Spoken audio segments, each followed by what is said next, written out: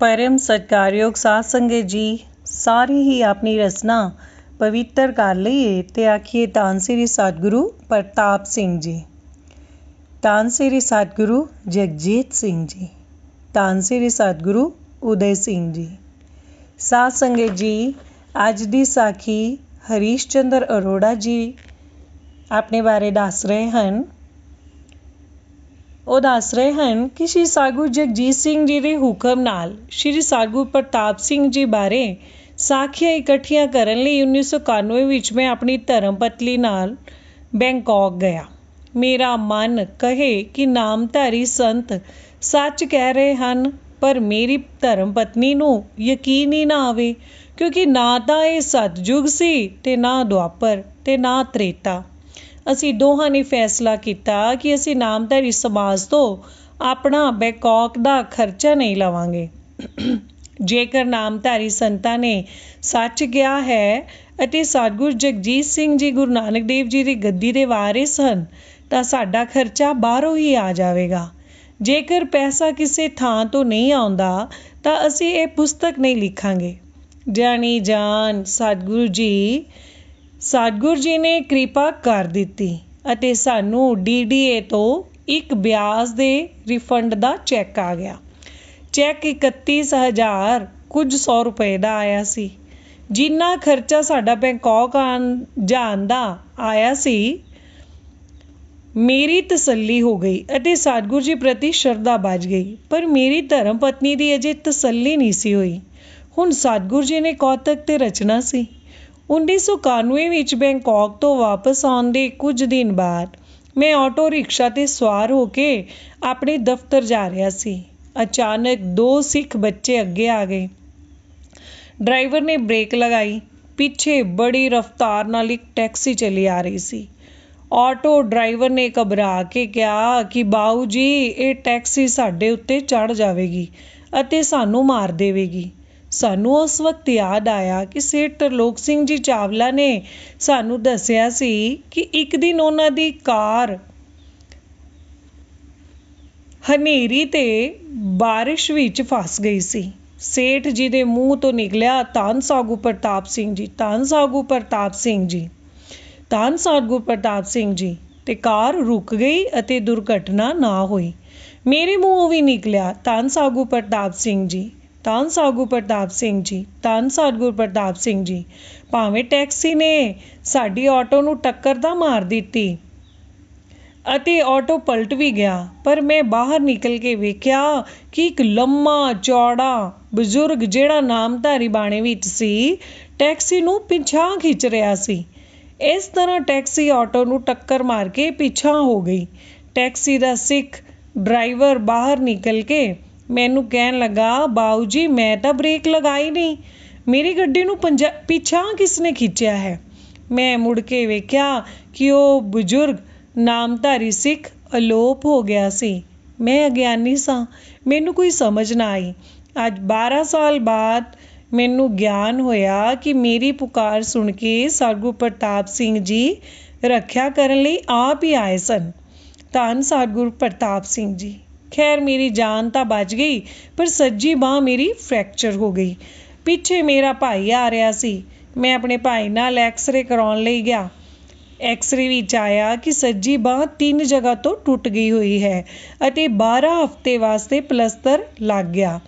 ਗਰਮੀ ਦਾ ਮੌਸਮ ਸੀ, ਬਾਂਹ 'ਤੇ ਪਸੀਨਾ ਆਵੇ ਤੇ ਖਾਰਿਸ਼ ਵੀ ਬੜੀ ਹੋਵੇ। 5-6 ਹਫ਼ਤੇ ਨਿਕਲ ਗਏ। ਬੜੀ ਮੁਸ਼ਕਿਲ ਨਾਲ ਸਾਧ ਸੰਗਤ ਦੀਆਂ ਟੇਪਾਂ ਸੁਣ ਕੇ ਹਿੰਦੀ ਵਿੱਚ ਲਿਖ ਰਿਹਾ ਸੀ। ਇੱਕ ਰਾਤ ਮੈਂ ਰੋ ਪਿਆ ਅਤੇ ਕਹਿਣ ਲੱਗਾ, ਤੁਸੀਂ ਕੀ ਸਤਿਗੁਰ ਬਣੇ ਫਿਰਦੇ ਹੋ? ਪੁਸਤਕ ਲਿਖਣ ਵਾਸਤੇ ਹੁਕਮ ਕੀਤਾ ਤੇ ਨਾਲ ਹੀ ਸੱਜੀ ਬਾਂਹ ਵੀ ਤੋੜ ਦਿੱਤੀ। ਦੂਜੇ ਦਿਨ ਸਵੇਰੇ ਸਤਿਗੁਰੂ ਜੀ ਦੇ ਨਿੱਜੀ ਸਕੱਤਰ ਸੰਤ ਤਰਸੇਮ ਸਿੰਘ ਜੀ ਦਾ ਫੋਨ ਆਇਆ ਕਿ ਤੁਹਾਨੂੰ ਸੱਚੇ ਪਾਤਸ਼ਾਹ ਜੀ ਨੇ ਬੁਲਾਇਆ ਹੈ। ਮੈਂ ਗੁੱਸੇ ਵਿੱਚ ਹੀ ਕਿਹਾ, ਦੁਰਘਟਨਾ ਵਿੱਚ ਮੇਰੀ ਸੱਜੀ ਬਾਂਹ ਟੁੱਟ ਗਈ ਹੈ, ਮੈਂ ਕਾਰ ਨਹੀਂ ਚਲਾ ਸਕਦਾ। ਅਗਲੇ ਦਿਨ ਫਿਰ ਸੰਤ ਤਰਸੇਮ ਸਿੰਘ ਜੀ ਦਾ ਫੋਨ ਆਇਆ ਕਿ ਸੱਚੇ ਪਾਤਸ਼ਾਹ ਜੀ ਬਚਨ ਕਰਨਗੇ। ਮੈਂ ਸਤਿਗੁਰੂ ਜੀ ਨੂੰ ਨਮਸਕਾਰ ਕੀਤੀ ਤਾਂ ਸਤਿਗੁਰਾਂ ਨੇ ਬਚਨ ਕੀਤਾ, ਹਰੀਸ਼ ਜੀ, ਡਾਕਟਰਾਂ ਨੂੰ ਗਲਤੀ ਲੱਗੀ ਹੈ, ਤੁਹਾਡੀ ਸੱਜੀ ਬਾਂਹ ਨਹੀਂ ਟੁੱਟੀ ਤੇ ਅੱਗੋਂ ਇਹ ਟੁੱਟ ਵੀ ਨਹੀਂ ਸਕਦੀ। ਮੈਂ ਕਿਹਾ, ਗਰੀਬ ਨਿਵਾਜ ਜੀ, ਵੱਡੇ ਵੱਡੇ ਡਾਕਟਰਾਂ ਨੇ ਐਕਸ-ਰੇ ਰਿਪੋਰਟ ਦੇਖੀ ਹੈ ਅਤੇ 3 ਥਾਂ ਤੋਂ ਹੱਡੀ ਟੁੱਟ ਗਈ ਹੈ। ਸਾਗੂ ਜੀ ਨੇ ਬਚਨ ਕੀਤਾ, ਤੁਸੀਂ ਸਾਗੂ ਪ੍ਰਤਾਪ ਸਿੰਘ ਜੀ ਦਾ ਗ੍ਰੰਥ ਲਿਖ ਰਹੇ ਹੋ, ਇਸ ਲਈ ਤੁਹਾਡੀ ਸੱਜੀ ਬਾਂਹ ਨਹੀਂ ਟੁੱਟ ਸਕਦੀ। ਮੇਰੀ ਸਤਿਗੁਰੂ ਜੀ ਨਾਲ 4-5 ਮਿੰਟ ਤੱਕ ਬਹਿਸ ਚੱਲਦੀ ਰਹੀ। ਮੈਂ ਸਮਝਿਆ ਕਿ ਸਤਿਗੁਰੂ ਜੀ ਮਜ਼ਾਕ ਕਰ ਰਹੇ ਹਨ। ਆਖਰ ਬੜੀ ਗੰਭੀਰਤਾ ਨਾਲ ਸਤਿਗੁਰਾਂ ਮੈਨੂੰ ਪੁੱਛਿਆ, ਤੁਸੀਂ ਸਾਡੇ ਕੋਲੋਂ ਭਜਨ ਲਿਆ ਹੈ? ਮੈਂ ਕਿਹਾ, ਜੀ ਭਜਨ ਕੀ ਹੁੰਦਾ ਹੈ? ਫਿਰ ਬਚਨ ਕੀਤਾ, ਤੁਸੀਂ ਕਿਹੜਾ ਪਾਠ ਕਰਦੇ ਹੋ? ਮੈਂ ਜਵਾਬ ਦਿੱਤਾ, ਗਾਇਤਰੀ ਮੰਤਰ ਦਾ ਪਾਠ ਕਰਦੇ ਹਾਂ। ਫਿਰ ਬਚਨ ਕੀਤਾ, ਅਸੀਂ ਹਾਰਟ ਦਾ ਆਪਰੇਸ਼ਨ ਕਰਵਾਉਣ ਆਸਟ੍ਰੇਲੀਆ ਜਾ ਰਹੇ ਹਾਂ, ਤੁਸੀਂ ਸਾਡੀ ਸਿਹਤ ਵਾਸਤੇ ਇੱਕ ਮਾਲਾ ਗਾਇਤਰੀ ਮੰਤਰ ਦੇ ਪਾਠ ਦੀ ਜ਼ਰੂਰ ਕਰਿਆ ਕਰੋ। ਮੈਂ ਕਿਹਾ, ਸੱਚ ਬਚਨ। ਸਤਿਗੁਰੂ ਜੀ ਨੇ ਗੱਲ ਖਤਮ ਕਰਨ ਤੋਂ ਪਹਿਲਾਂ ਫਿਰ ਬਚਨ ਕੀਤਾ, ਸਾਡੇ ਬਚਨਾਂ ਨੂੰ ਮਜ਼ਾਕ ਨਾ ਲਿਓ, ਪਲਸਤਰ ਕਟਵਾ ਕੇ ਦੁਬਾਰਾ ਐਕਸ-ਰੇ ਕਰਵਾਓ। ਸਾਨੂੰ ਪੂਰਾ ਯਕੀਨ ਹੈ ਕਿ ਤੁਹਾਡੀ ਸੱਜੀ ਬਾਂਹ ਨਹੀਂ ਟੁੱਟੀ। ਸਤਿ ਸ੍ਰੀ ਅਕਾਲ ਕਹਿ ਕੇ ਸਤਿਗੁਰੂ ਜੀ ਨੇ ਫੋਨ ਛੱਡ ਦਿੱਤਾ। ਮੇਰੀ ਧਰਮ ਪਤਨੀ ਸਾਰੀ ਗੱਲਬਾਤ ਸੁਣ ਰਹੀ ਸੀ। ਪੁੱਛਣ ਲੱਗੀ ਕਿ ਤੁਸੀਂ ਕਿਉਂ ਬਹਿਸ ਕਰ ਰਹੇ ਸੀ? ਮੈਂ ਜਵਾਬ ਦਿੱਤਾ ਕਿ ਅੱਜ ਤਾਂ ਸਤਿਗੁਰੂ ਜੀ ਮਜ਼ਾਕ ਦੇ ਮੂਡ ਵਿੱਚ ਸਨ ਤੇ ਕਹਿ ਰਹੇ ਸਨ ਕਿ ਮੇਰੀ ਸੱਜੀ ਬਾਂਹ ਨਹੀਂ ਟੁੱਟ ਸਕਦੀ। ਮੇਰੀ ਪਤਨੀ ਨੇ ਕਿਹਾ ਕਿ ਜਾਪਦਾ ਹੈ ਤੁਹਾਡੇ ਤੇ ਸਤਿਗੁਰੂ ਜੀ ਦੀ ਕਿਰਪਾ ਹੋ ਗਈ ਹੈ ਤੇ ਤੁਹਾਡੀ ਬਾਂਹ ਦੀ ਹੱਡੀ ਜੁੜ ਗਈ ਹੈ। ਮੈਂ ਕਿਹਾ ਕਿ ਭਲੀਏ ਲੋਕੇ, ਤੂੰ ਤਾਂ ਬੈਂਕਾਕ ਦੇ ਸੰਤਾਂ ਦੀਆਂ ਸਾਖੀਆਂ ਤੇ ਵਿਸ਼ਵਾਸ ਨਹੀਂ ਕਰ ਰਹੀ ਸੀ, ਅੱਜ ਤੂੰ ਸਤਿਗੁਰੂ ਜੀ ਪ੍ਰਤੀ ਬੜੀ ਸ਼ਰਧਾ ਦਿਖਾ ਰਹੀ ਹੈ। ਖੈਰ, ਮੈਂ ਪੁਰਾਣਾ ਐਕਸ-ਰੇ ਲੈ ਕੇ ਇਰਵਿਨ ਹਸਪੀਟਲ ਹੱਡੀਆਂ ਦੇ ਡਾਕਟਰ ਧਵਨ ਕੋਲ ਪਹੁੰਚਿਆ। ਉਸਨੇ ਮੇਰੀ ਬੇਨਤੀ ਸੁਣ ਕੇ ਪਲਸਤਰ ਕੱਟਣ ਦਾ ਆਰਡਰ ਕਰ ਦਿੱਤਾ ਅਤੇ ਕਿਹਾ ਕਿ ਮੈਂ ਆਪਣੀ ਬਾਂਹ ਦੀ ਐਕਸ-ਰੇ ਰਿਪੋਰਟ ਲੈ ਕੇ ਆਵਾਂ। ਮੈਂ 12 ਵਜੇ ਦੀਵਾਨ ਚੰਦ ਅਗਰਵਾਲ ਕਰਜ਼ਨ ਰੋਡ ਤੋਂ ਐਕਸ-ਰੇ ਕਰਾਇਆ। ਡਾਕਟਰ ਕਹਿਣ ਲੱਗਾ ਕਿ ਸ਼ਾਮ 5 ਵਜੇ ਰਿਪੋਰਟ ਮਿਲੇਗੀ ਜਾਂ 1 ਘੰਟਾ ਇੰਤਜ਼ਾਰ ਕਰੋ। ਮੈਂ 1 ਘੰਟਾ ਇੰਤਜ਼ਾਰ ਕੀਤਾ ਅਤੇ ਅੰਦਰੋਂ ਇੱਕ ਬੰਦਾ ਆਇਆ ਅਤੇ ਕਹਿਣ ਲੱਗਾ ਕਿ ਪੁਰਾਣਾ ਐਕਸ-ਰੇ ਦੇ ਦਿਓ। ਮੈਂ ਦੇ ਦਿੱਤਾ ਤਾਂ 10 ਮਿੰਟ ਬਾਅਦ ਮੈਨੂੰ ਅੰਦਰ ਬੁਲਾਇਆ ਤਾਂ ਮੈਂ ਵੇਖਿਆ ਕਿ 4 ਡਾਕਟਰ ਪੁਰਾਣੇ ਤੇ ਨਵੇਂ ਐਕਸ-ਰੇ ਦੀ ਸਟੱਡੀ ਕਰ ਰਹੇ ਹਨ ਤੇ ਕਹਿਣ ਲੱਗੇ ਕਿ ਤੁਹਾਨੂੰ ਪਲਸਤਰ ਲਗਾਏ ਕਿੰਨੀ ਦੇਰ ਹੋਈ ਹੈ? ਮੈਂ ਕਿਹਾ, ਜੀ 5-6 ਹਫ਼ਤੇ ਹੋਏ ਨੇ।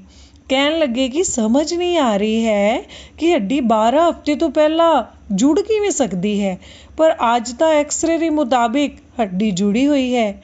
ਮੈਂ ਮਨ ਹੀ ਮਨ ਕਿਹਾ, ਧੰਨ ਸ੍ਰੀ ਸਤਿਗੁਰੂ ਜਗਜੀਤ ਸਿੰਘ ਜੀ ਮਹਾਰਾਜ, ਆਪ ਜੀ ਨੇ ਕੌਤਕ ਰਚ ਕੇ ਮੇਰੀ ਸ਼ਰਧਾ ਬਣਾਈ ਹੈ।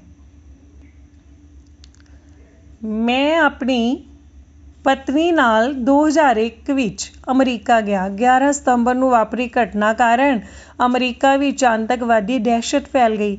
ਜਹਾਜ਼ ਵੀ ਬੜੇ ਘੱਟ ਚੱਲ ਰਹੇ ਸਨ।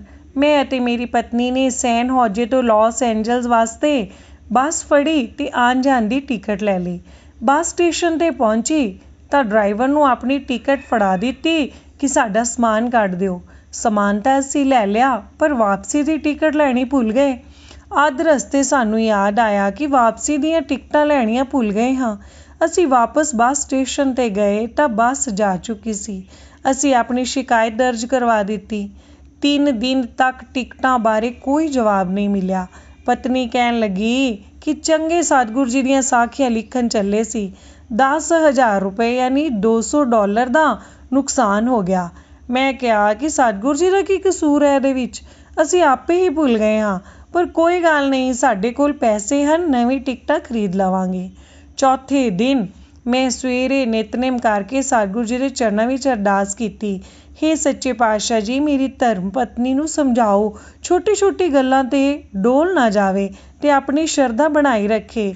ਕੁਝ ਦੇਰ ਬਾਅਦ ਮੈਂ ਆਪਣੇ ਮਿੱਤਰ ਦੀ ਕਾਰ ਵਿੱਚ ਬੈਠਣ ਲਈ ਚੱਲ ਪਿਆ।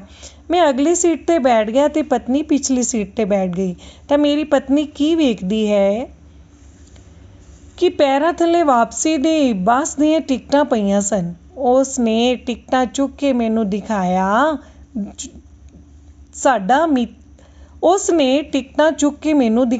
ਸਾਡਾ ਮਿੱਤਰ ਰੱਬ ਦੀ ਸਹੁੰ ਚੁੱਕੀ ਗਿਆ ਕਿ ਉਸ ਨੇ ਇੱਕ ਦਿਨ ਪਹਿਲਾਂ ਹੀ ਵੈਕਿਊਮ ਕਲੀਨਰ ਨਾਲ ਗੱਡੀ ਦੀ ਸਫਾਈ ਕੀਤੀ ਸੀ। ਇੱਕ ਵੀ ਕਾਗਜ਼ ਦਾ ਟੁਕੜਾ ਨਹੀਂ ਸੀ ਅੰਦਰ। ਅਸੀਂ ਅੱਗੋਂ ਜਵਾਬ ਨਹੀਂ ਦਿੱਤਾ ਤੇ ਮਨ ਹੀ ਮਨ ਧੰਨ ਸਤਿਗੁਰੂ ਜਗਜੀਤ ਸਿੰਘ ਜੀ ਕਹੀ ਜਾਈਏ। ਧੰਨ ਸ੍ਰੀ ਸਤਿਗੁਰੂ ਜਗਜੀਤ ਸਿੰਘ ਜੀ।